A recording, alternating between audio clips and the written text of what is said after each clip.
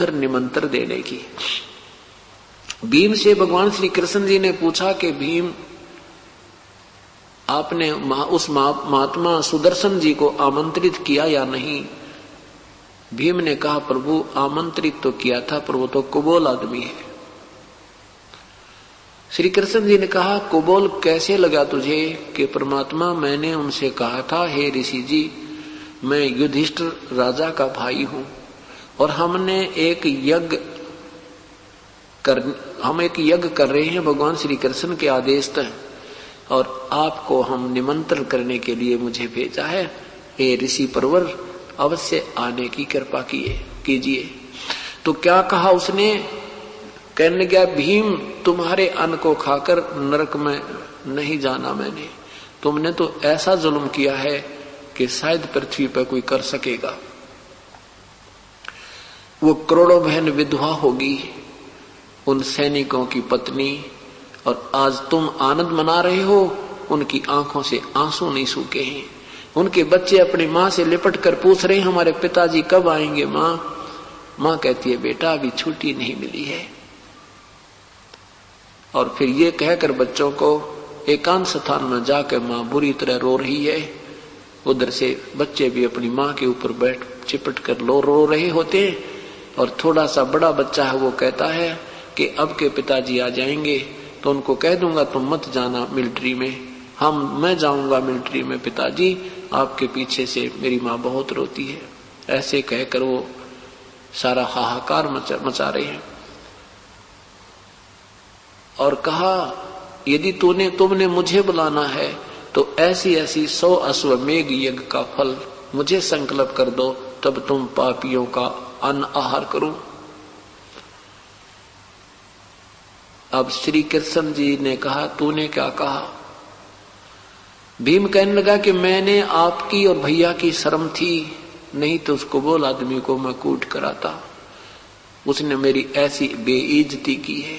श्री कृष्ण जी ने कहा कि नादान, संत के प्रति ऐसी बातें करना भी तुझ पाप का भागी होगा। संत किसी के अहित में नहीं होते, और संत जितना भी कड़वा होता उतना ही आपके हित में होता है। उस संत ने जो कहा वो बिल्कुल सच कहा है, और चल उसे क्षमा याचना कर।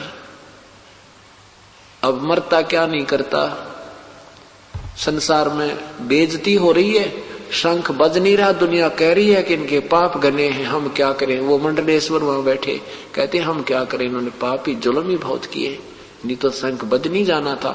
श्री कृष्ण जी ने भी तो भोजन खा लिया, इससे क्यों नहीं बजा। अब अपने पाले से गेंद फेंकने के लिए कुछ न कुछ तो अटकलबाजी हर इंसान लगाता है। श्री कृष्ण जी ने कहा कि चलो तुम पांचों पांडव और मेरे साथ चलो। रथ में बैठा कर प्रभु साथ लेकर चल पड़े।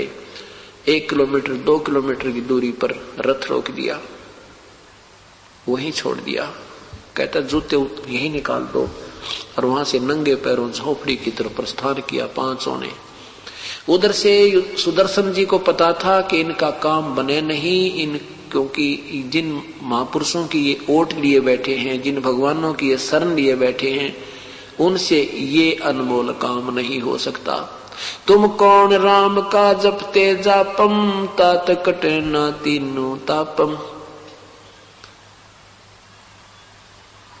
अब पता था सुदर्शन जी को कि वो आएंगे फिर सिर में दर्द करेंगे। अपनी झोंपड़ी छोड़कर चल पड़ा कि 15 दिन में आऊंगा। ऐसी लंबा टूर बनाएंगे प्रोग्राम। उधर से परमेश्वर ने अपने हंस की इज्जत रखने के लिए और इस परमेश्वर की भक्ति को, अपनी भक्ति को, परमात्मा की महिमा को बनाए रखने के लिए स्वयं सुदर्शन रूप बनाया और उस झोंपड़ी पर, उस झोंपड़ी में विराजमान हो गए। अब ज्यों ही श्री कृष्ण और पांचों पांडव वहां पहुंचे, श्री कृष्ण जी ने जाते ही दंडवत प्रणाम किया। क्यों? ये स्वाभाविक बात होती है कि चुंबक के सामने लोहा टिक नहीं सकता, अपने आप खिंचाव बन जाता है। श्री कृष्ण जी ने जाते ही दंडवत प्रणाम किया, क्योंकि वो समृद्ध शक्ति बैठी थी। अब श्री कृष्ण जी ने प्रणाम किया तो पांचों पांडवों ने भी प्रणाम दंडवत किया। सुदर्शन रूप में प्रभु खड़े हुए और कहा कि हे त्रिलोकीनाथ और हे नरेश पृथ्वीपति, आज मुझे क्यों शर्मिंदा कर रहे हो, मुझ गरीब को क्यों प्रणाम कर रहे हो, क्यों मुझे दोषी कर रहे हो। श्री कृष्ण जी कहने लगे, हे परवरदिगार, हे सृष्टि रचनहार, ये आपके बच्चे हैं और ये युधिष्ठिर राजा है, इन्होंने एक यज्ञ किया है, ये प्रभु आपको आमंत्रित करने आए। प्रभु ने कहा कि मैंने इस भगत से जो शर्त रखी थी मेरी वो पूरी करो। कृष्ण जी को मालूम था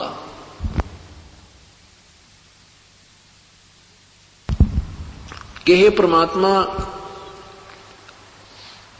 आपने 100 यज्ञ का फल मांगा है और आप ही की वाणी है, क्योंकि परमात्मा चारों युगों में आकर अपनी महिमा आप ही सुनाते हैं, अपने पाने की विधि बताते हैं कि आप कैसे धनी होगे। संत मिलन को चालियो तजमाया अभिमान, जो जो कदम आगे रखे ओहे युग समान।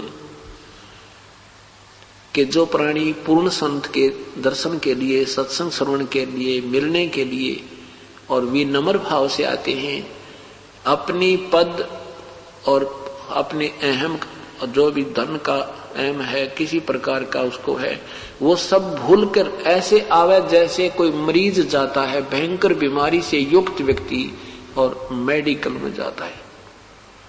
उस समय उसको याद नहीं रहता तो किस पोस्ट से संबंधित है, उसको याद रहता तो एक मरीज है।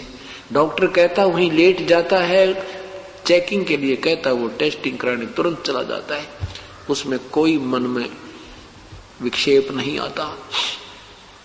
ऐसे भाव से जो प्राणी परमात्मा के चरणों में आते हैं, जहां स्थान मिल जावे ग्रहण करे, जो मिल जावे खा के और शुक्र मनावे, केवल उद्देश्य उसका सत्संग सुनना ही हो, यहाँ महिमा की भूख नहीं हो, तो उस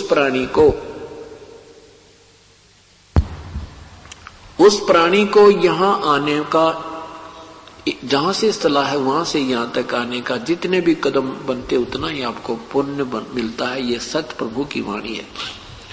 तो ऐसे ही कहा कि हे प्रभु, हम 500 पांडव और मैं ये सब आपके दर्शनार्थ आए हैं, आप अंतर्यामी हैं। आज हमारे अंदर कोई भी अहम नहीं है, इनका तो काम ऐसा खतरनाक अड़ा खड़ा है, इनके अंदर तो आज अहम नाम की चीज नहीं, इनको कोई अभिमान नहीं है। और आप जितने भी कदम हमारे वहां से यहां तक आपके दर्शन के लिए आए हैं, उनका जितना पुण्य बनता है 100 आप रख लीजिए, शेष हमें दे दीजिए, हमारा उद्धार हो जाए। साधु भूखा भाव का, धन का भूखा ना, और जो कोई धन का भूखा है वो साधु भी कोई ना। परमात्मा यही देखना चाहते थे कि इनमें कितनी श्रद्धा है, तो उसी समय उनको विनम्र करना चाहते थे। विनम्र हुए बिना अगर भगवान चले भी जाते और उस समय वो शंख बज भी जाता तो श्री कृष्ण जी ने बजा दिया, कृष्ण जी थे ना हमारे पास। तो ये भ्रम निवारण करना था और परमात्मा की भक्ति को न्यारा छांटना था दाता ने। आज इस दिन के लिए, इस समय के लिए ये प्रमाण छोड़ कर चले गए थे प्रभु।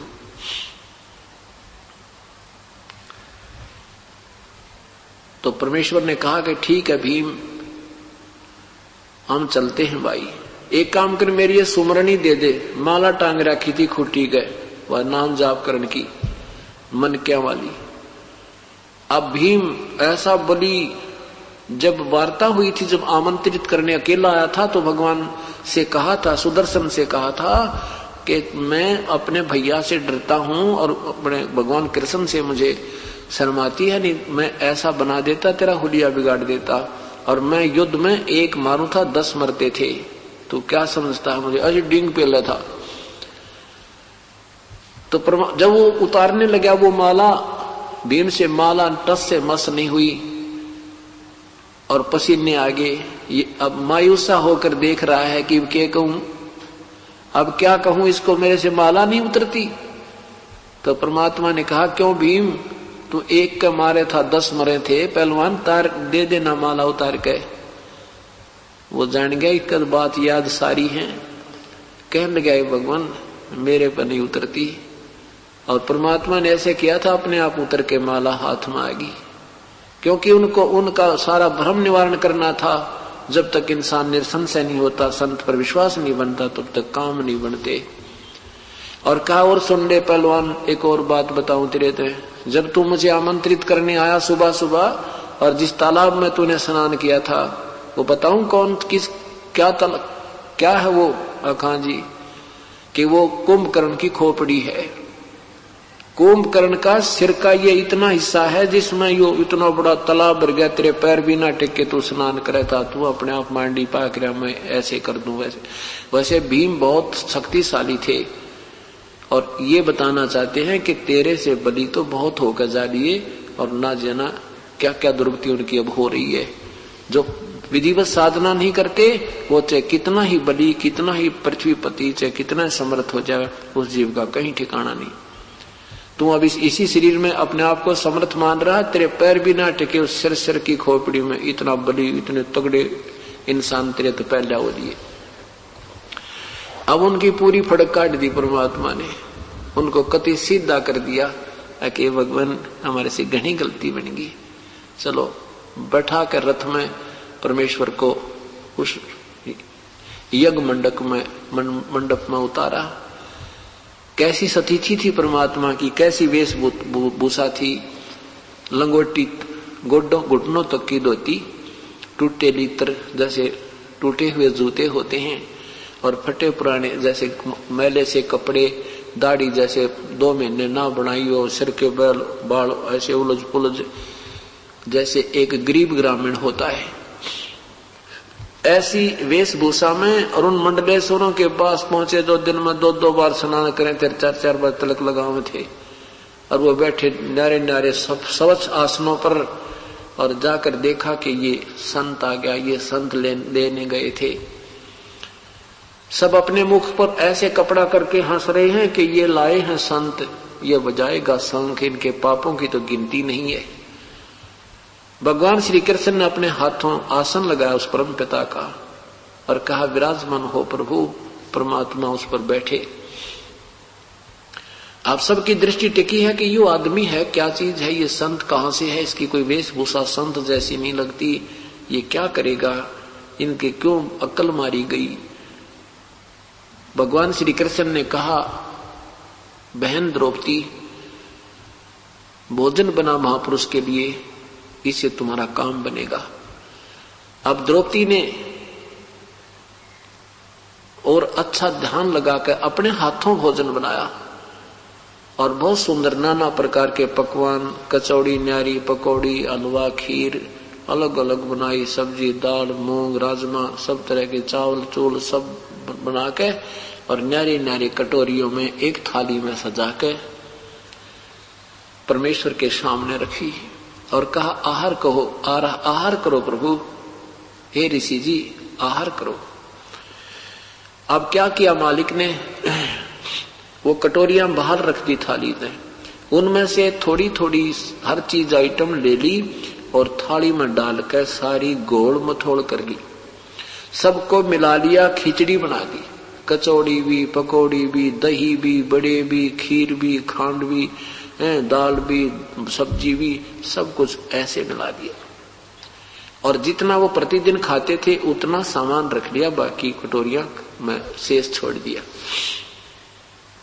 अब द्रौपदी देख रही है कि भाई इतना बढ़िया भोजन बना दिया, महापुरुष खाएगा और उंगली चाटेगा, ये घास फूस खाने वाला व्यक्ति आज ऐसा भोजन खाएगा और 20 जगह यूं कहेगा भाई भोजन बनाया द्रौपदी ने। तो बहन की एक कुदरती आदत होती, एक कुदरती स्वभाव होता है एक शिष्टाचार के नाते कि कोई अतिथि आ जावे तो उसके लिए प्रतिदिन आहार बनने से भी न्यारा एक स्वादिष्ट भोजन और अच्छा भोजन तैयार करती हैं कि कहीं ये अतिथि बाहर जाकर के यूं ना कह दे कि बहन ने अच्छा भोजन नहीं बनाना आता या ये सत्कार ठीक नहीं करना जानते। इस उद्देश्य से द्रौपदी ने 2 घंटे तक धुएं में लकड़ी से आग जला जला कर खाना बनाया और उसने उम्मीद तो क्या थी कि ये सराहना करेगा, खाता खाता भी यूं कहेगा भी कमाल कर रखा है। और जब देखा वो सारा काम बिगाड़ दिया तो द्रौपदी के मन में खोट आ गया।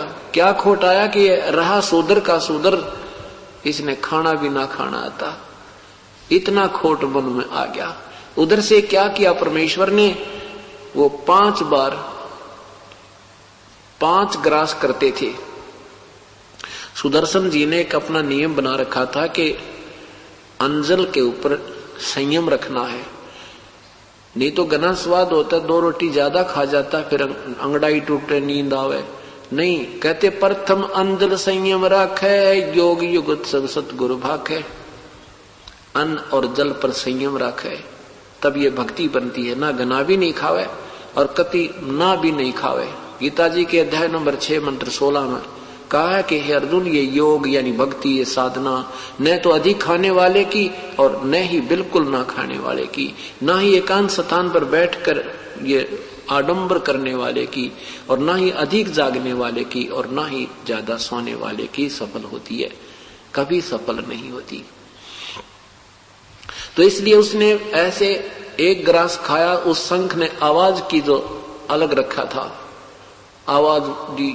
दूसरा ग्रास खाया, 2 बार, दूसरी बार बोला। 5 बार में वो जितना थाली में डाला था आहार संत ने खा लिया, और 5 ही बार बोलकर वो शंख बंद हो गया। युधिष्ठिर प्रसन्न हुआ कि परमात्मा मौज माच गई कि हे कृष्ण जी, आपकी दया से हमारा काम बन गया। कृष्ण जी बोले, अभी काम नहीं बना, ये अभी शंख नहीं बजा, ये तो इतनी जोर से बजना चाहिए कि पूरी पृथ्वी पर आवाज सुने, स्वर्ग तक इसकी मीठी मीठी आवाज जाएगी। और ये तो 5 बार बजकर बोल गया है, कोई त्रुटि है अपने घर में, कि कोई अपनी ही त्रुटि है इस संत में। कभी फिर कहा युधिष्ठिर ने कि परमात्मा अब किसको बुलाओगे? श्री कृष्ण जी ने कहा कि अब कोई बुलाने का इस पृथ्वी पर कोई और संत नहीं है। इस संत ये वाल्मीकि का आपको क्या रीजन दिखाई दे से? कहते इस वाल्मीकि के बाल सम ना ही तीनों लोक है। ये इतनी परम शक्ति युक्त संत है कि इसके एक बाल के बराबर ये तीनों लोक भी नहीं है। भाई कोई अपने घर में कमी है उसको ठीक करेंगे। अब पावर से कनेक्शन है, पावर पूरी है और पंखा नहीं चल रहा तो पंखे में डिफेक्ट है। तो द्रौपदी को बुलाया त्रिलोकी नाथ ने, कहा बहन सच्ची बात बताना, आपके मन में क्या? देख श्री कृष्ण जी भी रहे थे कि संत खा रहे हैं तो खाने दो, कैसे खाओ, हमारा फर्ज पूरा हुआ, संत के सामने रख दिया। वो मर्जी के मालिक होते हैं। अब द्रौपदी को भी देख रहा था कि उसके माथे में त्योड़ी पड़ने लग रही है। पूछा कि द्रौपदी सच्ची बताना, आपके मन में क्या आया जब संत ने भोजन पाया? ये शंख इस किस कारण से नहीं बजा? तो द्रौपदी ने कहा महाराज जी मैं सच बताती हूं, जब मैंने 2 घंटे तक तो रोटी बनाई, आंखें फुड़वाई धुएं में, और मैंने सोचा तो ये था कि ये महात्मा मेरी प्रशंसा करेगा, और इसने जब ये सारा काम बिगाड़ दिया तो मेरे मन में खोट आ गया। प्रभु मेरे मन में ये आया कि शूद्र का शूद्र ही रहा, इसने खाने का भी ना बेरा, कैसे खाया जाता है? तो भगवान श्री कृष्ण ने कहा द्रौपदी तूने महापाप कमा लिया, संत के प्रति ऐसी दुर्भावना लाना एक महापाप और तैयार कर लिया, शंख तो बजना दूर रहा। देखो आपने संत को बुलाया है, 2 रोटी अपने घर सभी खाकर सोते हैं, और तूने ये हलवा खीर बना के क्या मोल ले लिया इस परम संत को? नादान, आप इसके चरण धोकर पी ले द्रौपदी, नहीं तो तुम्हारा शंख तो बजाई नहीं, तो पाप की बागन और एक्स्ट्रा होगी।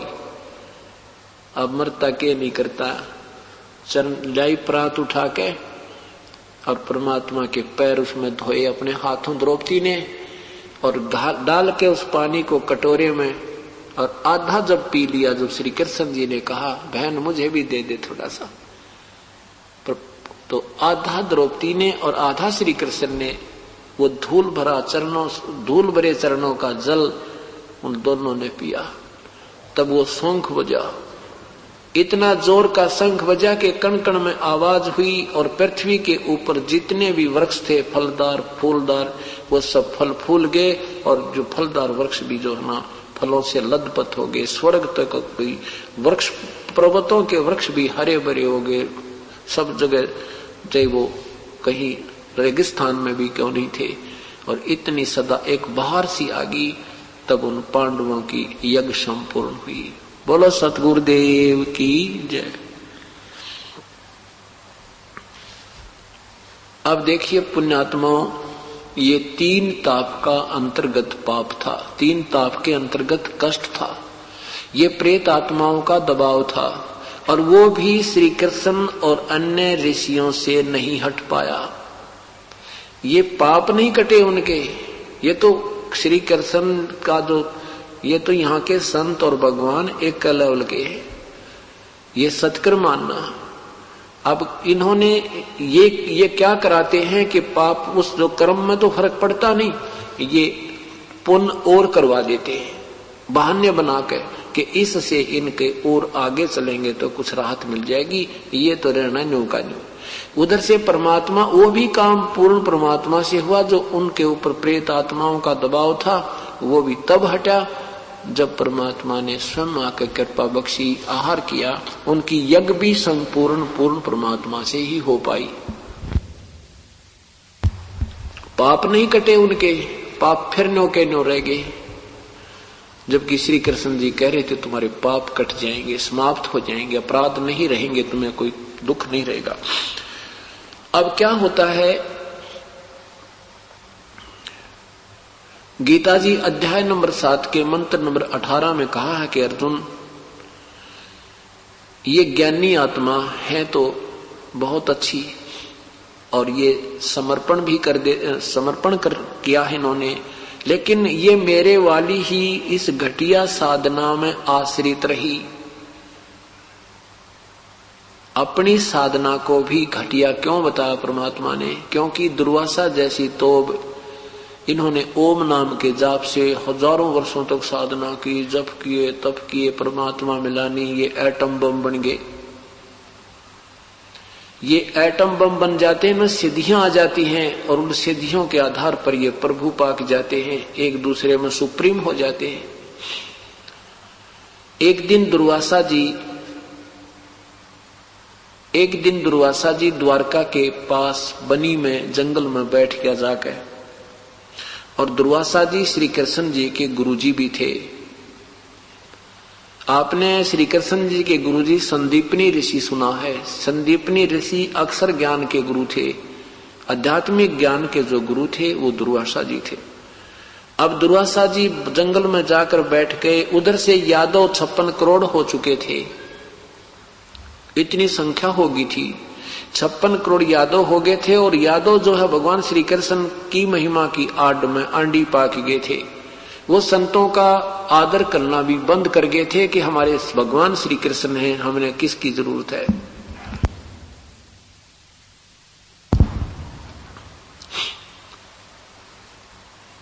अब पूरी नगरी में, द्वारका नगरी में ये चर्चा होगी कि एक महापुरुष दुर्वासा जी आए हैं और वो ऐसे महापुरुष हैं, वो ऐसे सिद्धि युक्त हैं, भूत भविष्य की जानते हैं, वर्तमान भूत भविष्य तीनों कालों के ज्ञाता हैं।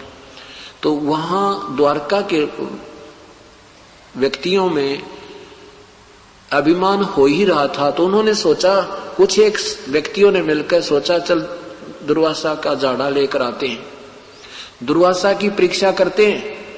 क्या किया कि श्री कृष्ण जी के पुत्र प्रद्युम्न को एक स्त्री रूप बनाया, आर्टिफिशियल स्त्री के बनावटी अंग, और गर्भवती स्त्री का रूप बना लिया। प्रद्युम्न के पेट पर एक लोहे की छोटी सी कढ़ाई बांध दी और उसको पीछे से रस्सी से बांध दिया। ऊपर का एक लोगड़, ये रुई होती है, ये लपेट कर और ऊपर का कपड़ा बांध दिया कि जैसे हाथ उठला के भी देखे तो सख्त नजर ना आवे। और फिर उसको घूंघट करवा के और गुदरियों जैसे कपड़े पहना के और एक उसका नकली पति बना लिया, एक और ले जाकर 20-30 व्यक्ति वहां पहुंच गए दुर्वासा जी के पास। दुर्वासा जी से कहा कि हे ऋषि जी, हमने सुना है आप भूत भविष्य वर्तमान की सब जानते हो। ये इसकी पत्नी है, ये इसका पति है, इसको बहुत दिनों में गर्भ रहा है, ये उतावले हो रहे हैं कि हे भगवान हमारे लड़का हो गया लड़की, कृपा आप बताइए। अब दुर्वासा ने ध्यान से देखा कि तो बेटी के बाप कढ़ाई बांध रहे, इसका ये तो आर्टिफिशियल बना रखे हैं। वो जान गए ये बकवास करने आए हैं, तो निकाल कर चमटा धोने पड़ते हैं और कहने लगा बताओ इससे क्या होगा। ये यादव कुल का सर्वनाश होगा इससे, और लौ नाक कर ली और चमटा उठाया, सारे भाग लिए बच्चे। अब बच्चे तो कहाँ थे, प्रद्युम्न को अनिरुद्ध भी हो, एक पुत्र भी प्राप्त हो चुका था, यानी बाल बच्चेदार था, फिर भी यह कुमत जीव की जाति नहीं। अब इस बात का नगरी में सरसराट हो गया, ये कहानी चर्चा का विषय बन गया कि दुर्वासा ने श्राप दे दिया। दुर्वासा का श्राप तो भाई परमाणु बम है, इसने जो कह दिया सो कह दिया। अब इस बात से लोग बड़े चिंतित हुए। इसका हल कराने के लिए श्री कृष्ण जी के पास गए। श्री कृष्ण जी ने कहा कि दुर्वासा के पास जाओ और इन बच्चों को ले जाओ, उनके चरणों में डाल दो, वो अक्षमा करेंगे तभी बात बनेगी। अब गांव के मुखिया लोग, समझदार से व्यक्ति उन बच्चों को सबको लेकर गए, ऋषि के सामने चरणों में प्रणाम करवाया कि अक्षमा याचना करो। सब बुजुर्गों ने भी, उन वृद्धों ने भी हाथ जोड़कर कहा ऋषि जी बच्चे थे, गलती होगी, अक्षमा कर दो। दुर्वासा ने कहा कि अब मेरा वचन वापस नहीं हो सकता, अपने बच्चों को संभाल के रखना था, दूसरी बात नहीं करी। खूब उन्होंने पच लिए, पर आगे वापस आ गए, श्री कृष्ण जी के पास आ गए। गांव में उस दिन चूल्हा नहीं चढ़ा, खाना भी नहीं बना के, तो बात बिगड़ गई। श्री कृष्ण जी ने देखा ये तो बहुत परेशान हो गई, सारी नगरी ही परेशान हो गई है। तो श्री कृष्ण जी ने कहा कि सुनो मेरी बात, क्यों चिंता करते हो, किससे विनाश होएगा अपना। ये कढ़ा जो बांध रखी थी, ये कढ़ाई बांध रखी थी, और ये कपड़े पहन रखे थे, ये ऊपर गुदड़ गाभा लपेट रखा था, ये रुई बांध रखी थी, इनको जला दो और कढ़ाई को घिसा घिसा कर चूरा बना कर जमुना में फेंक दो, ना रहेगा बांस ना बजेगी बंसुरी। अब विचार करना ये कहां कथा आपको छोड़ेगी जाकर के पुण्यात्माओं। ये केवल कथा नहीं है, एक जैसे मंडी में झार लगाते हैं ना, 3-4 झार लगा के कणक न्यारी रख देते हैं, अब ये झार लग रही है। अब सौदागर के सामने ये रख दिया जाएगा, जो भक्ति के सौदागर होंगे वो सौदा कर लेंगे। अब क्या होता है कि श्री कृष्ण जी ने सुख की सांत्वना दी थी कि ना रहेगा बांस ना रहेगी बांसुरी, बस, और सब संतुष्ट हो गए कि भगवान ने तो कमाल कर दिया, सारा बोझ उतार दिया, कहने के अब तुम्हें पाप नहीं लगेगा। अब क्या किया सबने, वो ड्यूटी लगा दी 10-10, 20-20 आदमियों की रोजाना के पत्थर पर घसा घसा कर उसका थोड़ी सी दूरी पर जाकर जमुना के ऊपर वो डाल दिया, उसमें चूरा करके डाल दिया। एक जो कड़ा होता है, कढ़ाई का साइड का पकड़ने का हैंडल होते हैं गोल गोल से, वो एक मेरे जैसे आलसी को दे दिया कि वे तेरी ड्यूटी है, इसने 1 दिन में घिसा चाहे 100 दिन में घिसा। अब वो बेचारा लगा रहा, उसने देखा बाकी तो सब कर आगे काम, तेरा यू कड़ा गनाए रह गया, अब कैसे यहाँ रखेगा। आंख सी बचा के उसने कड़ा भी न्यू का न्यू फेंक दिया, शेष बचा हुआ कुछ घिसा दिया, वो चमकीला सा हो गया था। उस चमकीले को कोई खाद्य पदार्थ समझ के एक मछली ने खा लिया। वो मछली काट ली किसी अपराधी शिकारी ने, वो मछली पकड़ी, मछली को काटा तो उसमें से ये चमकीली वस्तु निकली। पहले तूने सोचा ये चांदी होगी, सुनार को दिखाई, सुनार बोला भी चांदी नहीं पर लोहा बहुत बढ़िया, बहुत अच्छा इस्पात है। तो उसने सोचा कि चल लोहार से इसका कोई आइटम बनवा लूं, अपने तीर का आगे का हिस्सा बनवा लिया, वो तीर बनवा लिया और उसको विष में यानी जहर में बुझवा के और वो तीर में डलवा के रख दिया। अब कुछ दिनों के बाद वो दुर्वासा जी का वचन फला सारी नगरी में लड़ाई झगड़े, खेचा तानी, कोई किसी की बात सुने नहीं, माड़ी बड़े छोटे की कोई लाज शर्म नहीं रही। रोजाना कत्ले आम होने लगे। व्यवस्था हो जाती थी तो समझदार लोग समझ जाते थे कि कोई पाप नगरी का उदय हुआ। संतों की तलाश करते थे कि वो संत को समाधान करेंगे। श्री कृष्ण जी के पास नगर के समझदार से व्यक्ति पहुंचे हजारों की संख्या में और कहा कि हे प्रभु, नगरी में ना जाने कौन सा पाप उदय हो गया, कोई बड़े छोटे की बात रही नहीं, जरा सी बात होती है मार ही डालते हैं, ये क्या हो गया प्रभु। श्री कृष्ण जी ने कहा, भाई के बताऊं, जो दुर्वासा जी का श्राप है ना, अब वो प्रफुल्लित हो रहा है। वो श्राप हमें आपको दुखी कर रहा है, वो श्राप अब प्रभावी हो रहा है। तो सबने पूछा, प्रभु फिर इसका इलाज क्या हो, क्या समाधान हो। श्री कृष्ण जी ने कहा, तुम यूं करो, सारे के सारे यादव वहां जहां पर कड़ा के साकर डाला था ना, वो स्थान बता दिया प्रभास क्षेत्र में। प्रभास क्षेत्र में जाकर बहुत दूर पड़ा था वहां से। प्रभास क्षेत्र में जाकर और बात छोटे से लेकर बड़े तक जमुना में स्नान करके आओ, तुम्हारा पाप खत्म, वो साप खत्म हो जाएगा, दुर्वासा का साप नहीं रहेगा। और सारे स्नान करना, सब मतलब जो है मेल, उनको यानी पुरुषों को बच्चे से लेकर और बड़े तक पुरुष नहाओ सारे। अब अपने छोटे नवजात शिशुओं को भी ले गए जो 2 दिन के थे कि मेरे बेटे पर श्राप ना रह जा।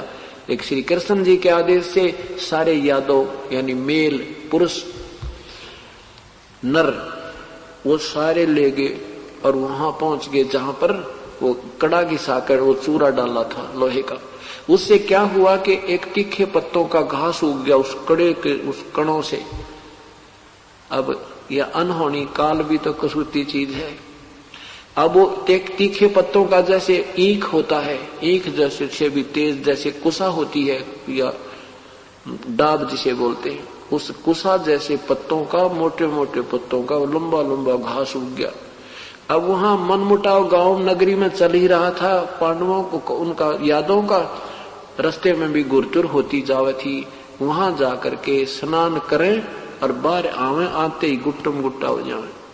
स्नान तो पहले करें कि साप ना रह जावे, और उस शराब स्नान करके बाहर आवे, आपस में मुक्का वो घास को उखाड़ कर ऐसे मार दें, एक दूसरे के गर्दन से लपेटा आ जावे, ऐसे खींच दें तलवार की तरह कट कर दूर हो जावे। 56 करोड़ यादव आपस में लड़कर मर गए उस जमुना के उस घाट पर जहां श्री कृष्ण जी ने कहा था तुम साप मुक्त हो जाओगे। वहां साप तो नहीं मुक्त हुए, लेकिन यादव साप हो गए। अब उधर से श्री कृष्ण जी को पता लग गया कि वो तो कट गए रोग सारे का। अब स्वयं भी श्री कृष्ण जी द्वारका त्याग कर वहां पहुंच गए। एक वृक्ष के नीचे बैठ के 2 पैर ने जाकर लेट गए और पैर के ऊपर पैर ऐसे रख लिया, एक घुटने पर दूसरा पैर रख लिया, पंजा सामने हो जाता है। पंजा जिसमें था उसमें पद्म था, एक पैर में भगवान के में पद्म था। पद्म ऐसा होता है जैसे खाल के अंदर कोई लाल डाल रखा हो, उसमें इतनी चमक होती है जैसे 100 के वाट के बल्ब में होती है, और दिन में वो चमक दिखाई देती है, उसकी रोशनी नहीं दिखती। तो उधर से वो शिकारी जिसने वो कड़ा उस कढ़ाई का कड़े का तीर बनवाया था, एरो बनाया था विषाक्त, उसको लेकर और घूम रहा है। 2 पैर तक उसको कोई भी शिकार नहीं मिला, शिकारी था वो। उसने सोचा चल इस वृक्ष के नीचे विश्राम कर लेता हूं, गहन पत्तों की छाया है, बाद में देखूंगा, दोपहर का समय हो गया है। जो ही वो वृक्ष के निकट आया तो वृक्ष की झुरमट या नीचे तक टहनियां टिकी हुई थी। उन झुरमटों में देखा कि एक चमक आ रही है किसी वस्तु की। पारधी शिकारी ने सोचा कि ये शायद मृग बैठा है और मृग की आंख चमक रही है। अरे या तो बन गई बात, शिकार पा गया, अगर मैं इधर से जाऊंगा तो ये भाग ना जावे। उसने मृग जानकर और झुरमटों के अंदर से, टहनियों के अंदर से तीर छोड़ दिया। श्री कृष्ण जी के पैर में वो तीर लग गया, उस पद्म वाले पैर में। श्री कृष्ण जी ने कहा हाय मर गया, हाय मर गया, हाय मर गया। पारदी शिकारी ने सोचा ये तो कोई मनुष्य मर गया रे, ये तो मनुष्य को जा लगा तेरा तीर, ये तो और वैसे भी साख्ता है। जाकर देखा तो द्वारकाधीश मुकुटधारी भगवान वो राजा और तड़फ रहे हैं, बुरा हाल हो रहा है। तब पैर पकड़ वो रोने लग गया, कहने लगा हे राजन मेरे से धोखा हो गया प्रभु, मुझे मालूम नहीं था आप हो। मैंने तो ये आपके पैर में चमक के लिए कोई वस्तु है ये मृग की आंख जानकर और ऐसे धोखे में तीर मार दिया, मुझे क्षमा कर दो। श्री कृष्ण ने कहा कि शिकारी तेरा और मेरा ये कोई पिछला हिसाब था, वो आज आपा बराबर हो गए। अपना ये टिट फॉर टैट मैं दे चुका, तो चिंता ना करे, तेरा दोष नहीं मानता मैं। शिकारी कहता है भगवान आप राजा में एक रंग, आपका मेरा कभी मिलन भी ना हुआ, ये परमात्मा आपका मेरा क्या हिसाब था। तब श्री कृष्ण जी ने कहा कि पूर्व जन्म में तू बाली था सुग्रीव का भाई और मैं श्री रामचंद्र था, उसमें मैंने भी तुझे वृक्ष की ओट लेकर तेरा वध किया था भाई। आज तूने अपना वो बदला ले लिया। तूने कहा था ना ये कब मुझे बदला दोगे, तो मैंने कहा था आने वाले समय में तेरा इसका जो है टीट फॉर टैट पूरा करूंगा। अब तू यहां से खिसक जा और मेरा संदेशा नगरी वहां किसी के माध्यम से और पांडवों के पास इंद्रप्रस्थ भिजवा दे, और तू सामने मत आना नहीं तुझे गढ़ देंगे वह। अब शिकारी ने जाकर के नगरी में किसी के माध्यम से, कोई व्यक्ति तो रहा नहीं था आसपास की नगरी में, जाकर के और उसने संदेशा भिजवा दिया। उधर से पांचों पांडव रथ लेकर पहुंच गए। जाकर देखा भगवान का बुरा हाल हो रहा है, तड़फ रहे हैं। तो अर्जुन ने कहा प्रभु एक बार बता दे मुझे आपको किसने तीर मार दिया, उसका ये कर देंगे उसको वो कर देंगे। अब श्री कृष्ण जी ने कहा कि मेरी बात सुन लो भाइयों, जो होना था वो हो गया, कुछ करना धरना बाकी नहीं रहा। सारे 56 करोड़ यादव कट के मर चुके हैं, कोई पुरुष इस नगरी में नहीं रहा और मेरा अंत समय आ गया है। मेरी दो बात सुन लो। प्रथम तो यह है कि अर्जुन यहां से सब स्त्रियों को वहां ले जाना इंद्रप्रस्थ में, यहाँ कोई पुरुष नहीं रहा और ये यहाँ के आसपास के लोग इनकी जो है ना दुखी करेंगे। और दूसरी बात मेरी ये है कि मैं तुम्हारा गुरु हूं, तुम मेरे शिष्य हो। पांचों के पांचों यहां से जाते ही राज्य त्याग कर हिमालय में जाकर के तप करके अपना शरीर समाप्त कर देना। तुम्हारे ऊपर युद्ध में किए हुए पापों का बहुत भयंकर दबाव है। अब अर्जुन फिर सुन रहा है भगवान के मुख से कि तुम्हारे ऊपर युद्ध में किए हुए पापों का बहुत दबाव है। उस समय अर्जुन से नहीं रुका गया। तब अर्जुन ने कहा कि प्रभु आप वैसे तो ऐसी स्थिति में हैं कि मेरे इस समय में मेरे ये प्रश्न करना बनता नहीं, शोभा नहीं देता, लेकिन आज मैं रुक भी नहीं सकता। आज अगर मेरी शंका का समाधान नहीं हुआ तो यह शंका रूपी कांटा मुझे जीने भी नहीं देगा। आपकी आज्ञा हो तो मैं प्रश्न करूं।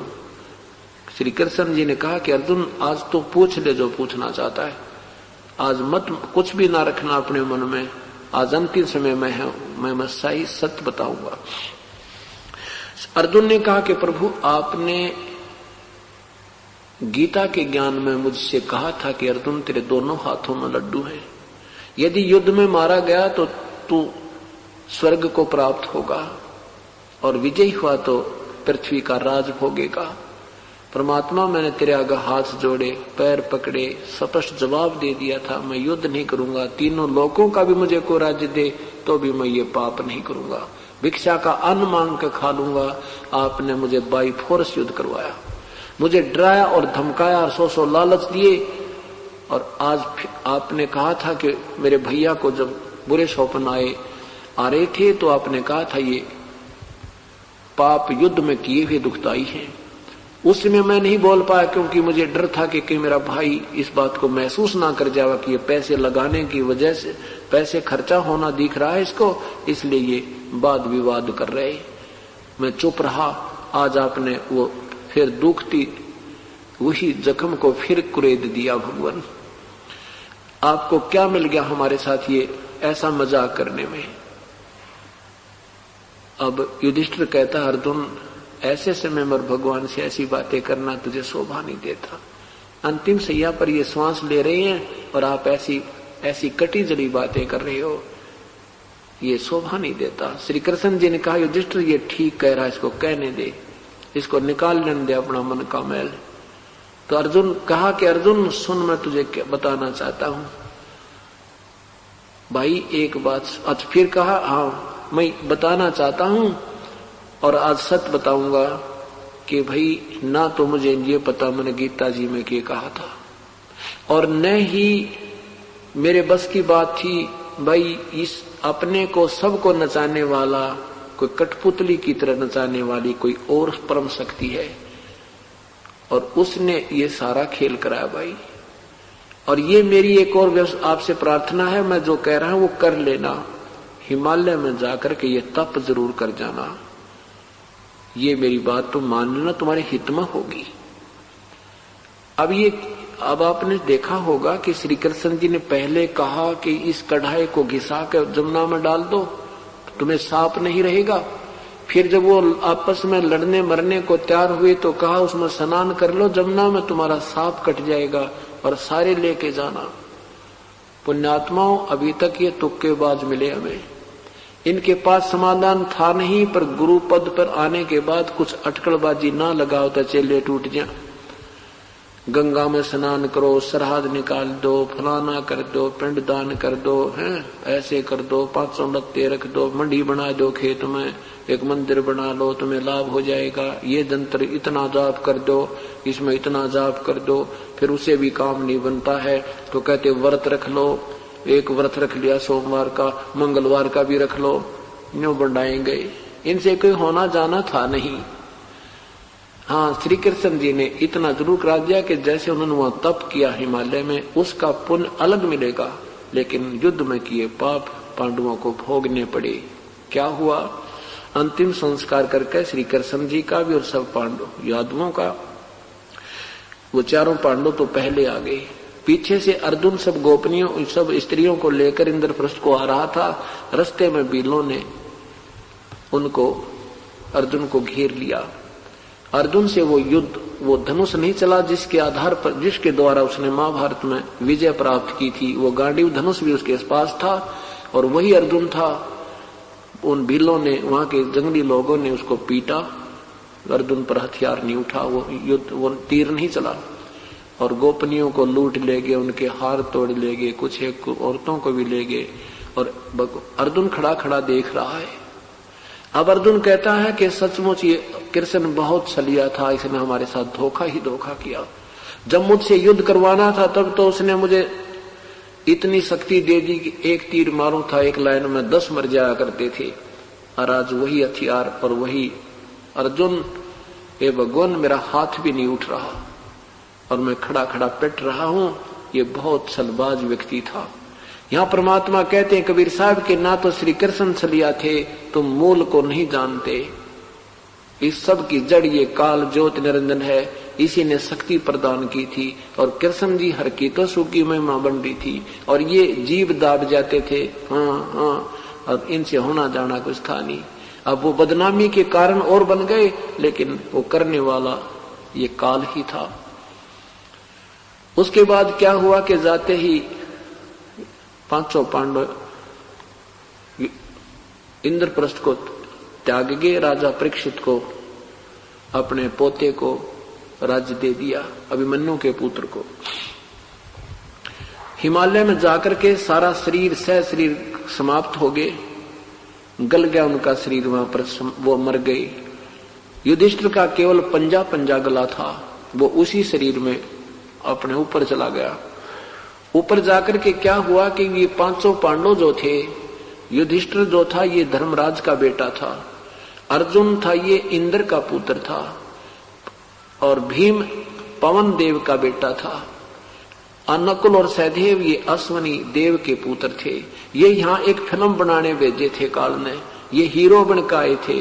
और जैसे एक करोड़पति का बेटा रिक्शा पुलर का काम करता है, फिल्म के अंदर एक रोल कर रहा है और हम उसके तरस कर रहे हैं, देख इतना गरीब है और हम वहां लुट रहे हैं उसकी देख कर उस बनावटी फिल्म को, और वो 20 लाख की गाड़ी में अपने कारों में घूम रहा होता बॉम्बे में। वो रिक्शा पुलर नहीं था। ये एक फिल्म बनवा दी काल ने, हम इनकी महिमा गा गा कर पागल हो गए और ये वहां ऊपर नरक में ठोक दिए गए। ये वहां से हीरो बनाकर भेजे थे, फिर भी यहाँ पर कहते पृथ्वी ऊपर पग जो धारे और करोड़ जीव एक दिन में मारे। या नियम है इस यहाँ के भगवान का, जैसे कर्म करेगा दोनों भोगने पड़ेंगे।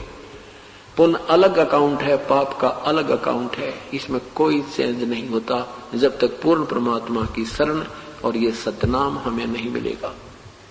उधर से चारों पांडव और सब कुंती कांति सब नरक में ठोक दी। युधिष्ठिर जी को अपना धर्मराज ले गया, वहां जाकर स्वर्ग में घूम कर देखा मेरे भाई कहाँ हैं। उसको बताया गया तेरे भाई नरक में पड़े, उन्होंने पाप गणे करे थे युद्ध में। युधिष्ठिर जी ने कहा मैं दर्शन करूंगा। वहां जाकर देखा हाहाकार मच रही है, सब रो रहे हैं, हमें बचा ले भैया, बचा ले भैया। तब युधिष्ठिर जी ने कहा कि इन मेरे भाइयों को निकाल दो नरक से। धर्मराज ने कहा कि बेटा ये तेरे भाई नहीं है, तो मेरा बेटा है, ये अन्य देवताओं के पुत्र हैं, इन्हें ज्यादा जुल्म कर दिए, ये पाप के भागी हैं, इसमें कोई फेरबदल नहीं हो सकता। ये तेरे भाई नहीं है, लेकिन फिर भी काफी सैकड़ों वर्ष इकट्ठे रहने से ममता बन गई, ये भी काल का जाल है। युधिष्ठिर ने हट कर दिया कि या तो मुझे नरक में डाल दो, नहीं तो इनको बाहर निकाल दो। धर्मराज ने कहा बेटा जिद ना करे, तू क्यों अपनी कमाई बिगाड़े। युधिष्ठिर कहने लगा नहीं, ये इन्होंने मेरे लिए वहां ना जाने क्या क्या किया है, क्या मैं इनके लिए ऐसा नहीं कर सकता। युधिष्ठिर ने धर्मराज ने कहा कि तू अपने पुण्य संकल्प कर दे बेटा, तब ये बाहर आ सकते हैं। युधिष्ठिर ने अपने पुण्य संकल्प कर दिए।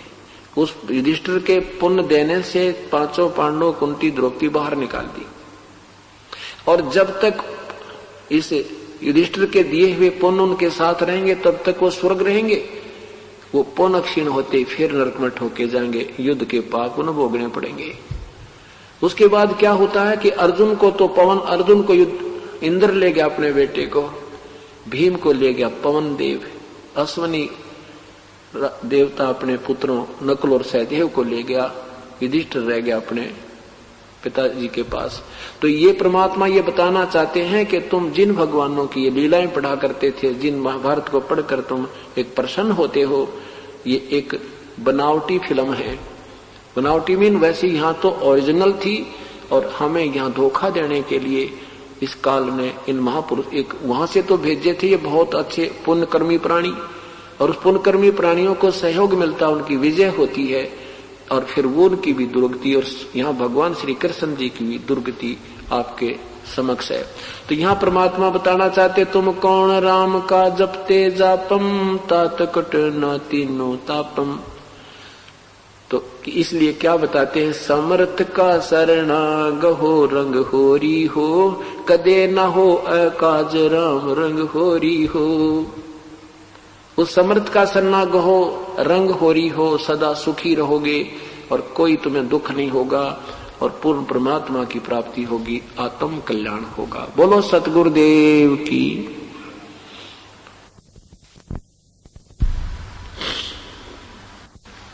राम नाम रटते रहो, जब तक घट में प्राणी, कबहू तो दीन दयाल के बिनक पड़ेगी कान।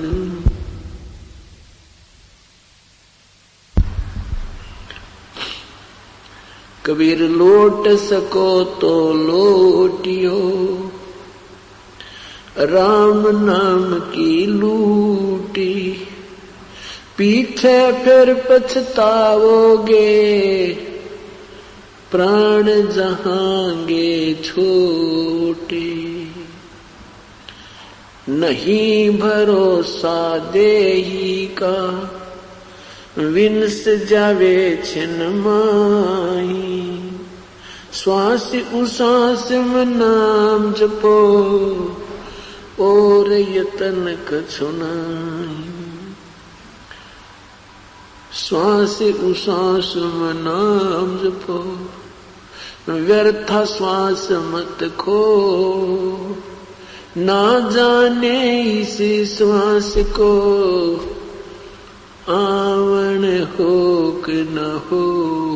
वो पृथ्वी पति चकवे गए, जिनके चक्र चलन थे, रावण सरीखे कौन गिने, ऐसे गए अनंत।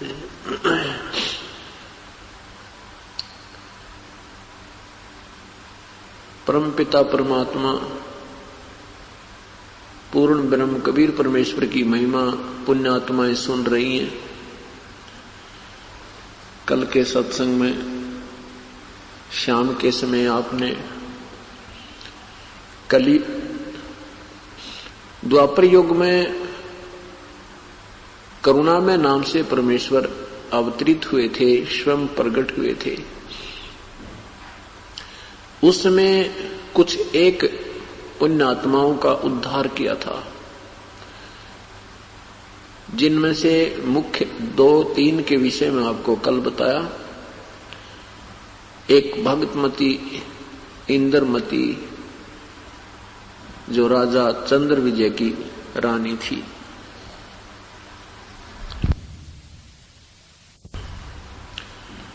और साथ में उनके पति चंद्र विजय को भी परमेश्वर ने मुक्त किया। भक्त सुदर्शन जी के ऊपर मेहर की, परंतु सुदर्शन जी के माता पिता अपनी रूढ़िवादिता पर अडिग रहे। उन्होंने परमेश्वर के वचनों को नहीं माना, जिसमें सुदर्शन जी सतलोक गमन करने लगे। परमेश्वर ने पूछा, हे प्यारी आत्मा, अब तेरा सतलोक जाने का समय आ गया। तेरी इच्छा है किसी यहाँ के संसार के किसी बहन में, भाई में, माँ में, पिता में, कोई संसार की कोई संपत्ति में, तो बेटा मुझे बता दे। यदि तेरी किसी में आस्था है तो तुझे फिर जन्म मनुष्य का ही देना पड़ेगा, यहीं पर तू फिर आएगा। और तेरी किसी में श्रद्धा नहीं है और मेरे में तेरी अटल आस्था है, तो तू मेरे साथ सतलोक चलिए। तब सुदर्शन जी ने कहा, हे प्रभु, आपने ऐसा निर्मल ज्ञान दिया है, आपके दास की कोई आस्था इस संसार की किसी वस्तु में नहीं है। परंतु परमेश्वर, एक मेरे मन में एक विशेष कसक हो रही है। मेरे माता पिता बहुत ही अच्छी आत्मा के हैं, ये बहुत ही साधु वृत्ति के व्यक्ति हैं, परंतु इनका कोई दुष्कर्म इनके सामने अड़ा हुआ है, जो परमेश्वर को पहचान नहीं पा रहे। मेरी आपसे प्रार्थना है, ये मेरे दाता, कभी इनको मानव शरीर मिले, इनको भी सद्बुद्धि देना दाता, चरणों में लेना।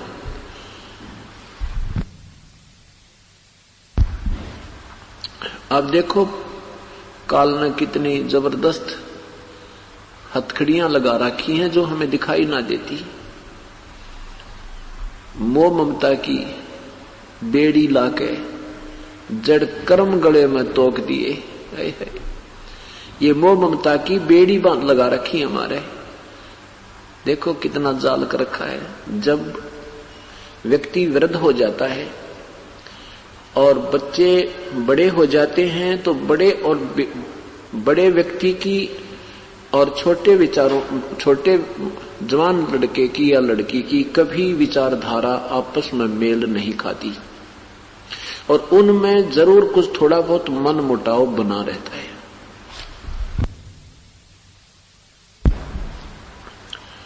जिस कारण से वो माता पिता बच्चों से तो दुखी होने लग जाते हैं, यानी उनकी बातों से कुछ थोड़ा बहुत परेशान रहने लग जाते हैं, परंतु पोता और पोती में बहुत ज्यादा प्यार बढ़ता चला जाता है। ये भी एक काल का एक विशेष जाल है। ये नहीं समझना कि अपने पोते पोतियों से प्यार नहीं करना या उनसे हमने उनको पालना पोसना नहीं है, नहीं। अब हमें समझ में आ गई कि ये भी परमेश्वर के भेजे हुए बच्चे हैं, ये हमारे घर में आ गए हैं, हमें उपदेश मिल गया है, तो इन आत्माओं को भी राम नाम के रंग में रंग दें। और ये सोच करके ये अपने नहीं हैं, ये हम तो इनके नौकर हैं। परमात्मा ने हमें ड्यूटी लगाई है और ये मालिक के बच्चे हैं, हम तो इनकी आया हैं। इस दृष्टिकोण से उनसे प्यार भी करना है, उनको खिलाना भी है, उनको सत भक्ति रंग में रंग देना है, ये करना है। अगर हम भक्ति मार्ग पर नहीं होते तो फिर पोता पोतियों में बच्चों से भी ज्यादा, अपने पुत्र पुत्री से भी ज्यादा ममता बन जाती है, स्वाभाविक है। क्योंकि काल ने तो यहीं फंसा के रखना है। अंतिम समय में जिसमें भी आस्था रह जाती है, यहाँ संसार की किसी भी वस्तु में आस्था रह जाएगी, आपको पुनर् यहीं आना होगा। चाहे पशु बनकर आओ, चाहे पक्षी बनकर आओ, चाहे उनके कुत्ता बनकर रखवाला करो गली में बैठ के। तो परमात्मा ये तत्व ज्ञान के आधार से हमें समझाना चाहते हैं कि कोट जन्म तरह ब्रह्मत हो गए, कुछ ना हाथ लगा रे, तो कुकर सुकर खरबा बोरे कौवा हंस बगारे। अब इन बातों को याद रखेंगे तब हम यहां से चलेंगे आगे को।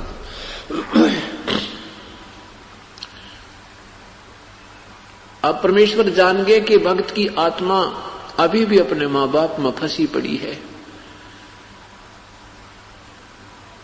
क्योंकि उनके माता पिता तो मर चुके थे, उनके और उस सुदर्शन जी के माता पिता चले गए थे, शरीर त्याग चुके थे। अब जब सुदर्शन जी शरीर त्यागने लगे तब कहा था, हे प्रभु मेरे माता पिता को कभी मनुष्य शरीर प्राप्त होए तो अपने चरणों में लेना। वो बहुत ही अच्छे साधु स्वभाव के व्यक्ति थे, पर उनका कोई दुष्कर्म था जो आपके चरणों में वो नहीं आ सके। परमेश्वर ने सोचा कि ये नादान अब भी उनमें आत्मा फंसाए पड़ा है, तो उन्हें कहा बेटा तू चिंता मत करे, तेरे माँ बाप को मैं पार करूंगा। अब परमेश्वर के मुख से ये वचन सुनकर सुदर्शन जी निश्चिंत हो गए। मालिक को पता था कि अब भी इसमें एक बेड़ी और भी बाकी है काल की। अब जब परमेश्वर ने कहा कि तेरे माँ बाप ने पार करूंगा बेटा, तू चिंता मत करे, तब काल का जाल ढीला हो गया और सुदर्शन जी की परमात्मा ने मुक्ति की। अब वो जो सुदर्शन जी के माता पिता थे, वो थोड़ा मंदा कर गए। अगले जीवन में मनुष्य शरीर प्राप्त किया, एक ब्राह्मण और ब्राह्मणी का उनका जन्म हुआ। दोनों का शादी संयोग हुआ, परंतु पुत्र कोई नहीं हुआ। परमात्मा 3-4 वर्ष की उम्र का रूप धारण करके उनके द्वार के सामने सुबह सुबह लेटे हुए मिले कबीर परमेश्वर। अब उन्होंने बच्चे को उठाया, प्यार दिया, स्नान कराया और फिर नगरी के अंदर सब जगह ढंढोरा पिटवा दिया कि किसका बालक है, किसी का बच्चा हो तो ले जाओ। राजा को, वहां के कोतवाली को इतलाह दे दी, वहां के थाने में भी रिपोर्ट दर्ज करा दी। लेकिन 1 महीना, 2 महीना, 6 महीने कोई नहीं लेने वाला आया। तो फिर उन्होंने सरकार से कहकर उस बच्चे को अपने पास ही रख लिया। बच्चे को प्यार देने लगे, पुत्रवत उनमें उनका प्यार हो गया। एक दिन परमात्मा ने कहा कि तुम मुझसे नाम ले लो, मैं तुम्हारा गुरुदेव हूं। अब वो माता पिता कहने लगे, तू छोटा सा बालक ऐसी बड़ी बात करता है, तू दादा बन गया हमारा। 2-4 बार परमेश्वर ने कहा कि तुम हमसे उपदेश लो, तुम यहाँ काल के जाल में फंसे हुए हो, मैं तुम्हारे लिए सतलोक से आया हूं। पर बालक की बातों पर कौन विश्वास करे। ऐसे ही जैसे आम व्यवहार से कह देते हैं कि तू पिछले जन्म में कोई ब्राह्मण होगा, वो मर के पैदा हुआ है, अब वो बातें ब्राह्मणों वाली कह रहा तू। एक दिन गुस्से में आकर के ऐसा उसकी वो जो ब्राह्मणी ने ऐसे थप्पड़ लगाने के लिए प्रभु की तरफ हाथ किया था, अंतर ध्यान हो गए।